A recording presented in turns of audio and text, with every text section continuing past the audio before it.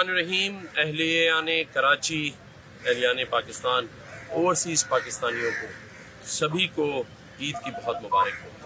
लेकिन ये ईद मैंने कराची के शहरियों को और जो इज़हार हमदर्दी कर सकते हैं उनसे दरख्वास्त की कि सादगी से मनाई जाए, क्योंकि इस शहर में कई कातिल डंपरों और टैंकरों ने कई मासूम जानें ले ली, 100 से ज़ायद जाने हैं।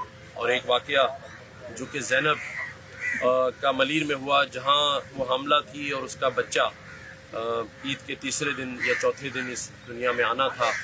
वो माँ उस बच्चे का नाम इस्माइल रखना चाहती थी, लेकिन वक्त ने मोहलत नहीं दी। एक जालिम टैंकर ने उसे कुचल डाला और वो नौमौलूद बच्चा भी वहीं रोड पर पैदाइश पाया, लेकिन वो भी जान पर ना हो सका। तो इस वजह से तमाम लोगों से यही अपील है कि इस ईद पर उनके लिए दुआ भी करें, सादगी से मनाएं, और इंशाअल्लाह ताला अल्लाह ने चाहा तो हम पूरी कोशिश करेंगे कि ऐसे वाक़यात फिर ना हो।